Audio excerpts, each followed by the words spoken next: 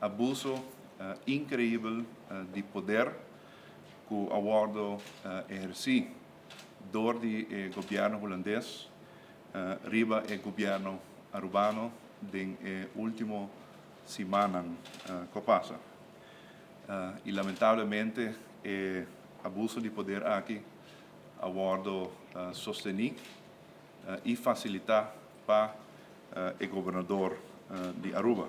É hecho que a autoridade básica como o Ministro de Finanças tem para cumprir com a obrigação financeira de nosso país. Basicamente, o acordo que está fora de mim, door de hecho que o governador de Aruba não afirma o presupuesto, está assim que não persegue carga e responsabilidade aqui. A trove, sem autoridade, não por carga e responsabilidade importante aqui. Fora de responsabilidade que tem riba mim de finanças públicas de nosso país, me é responsável também para o acto de governador, para o qual trata aspecto financeiro como o firmamento de presupuesto. Governador, maneira de conhecer, escolhe para não firmar presupuesto. De minha opinião, essa aqui está acto inconstitucional.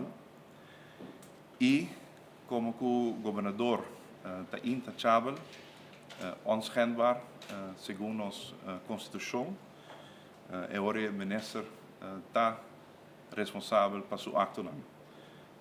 E como tal, em caso aqui, a mim toma a responsabilidade para o acto inconstitucional do governador e com essa aqui agora é culpabilidade para o acto do governador dessa aqui. E dessa aqui trova me toma a consequência mais grande que tem esta de tomar retiro para o motivo aqui.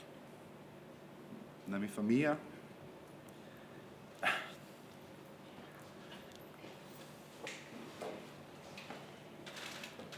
especialmente me casar, me unam,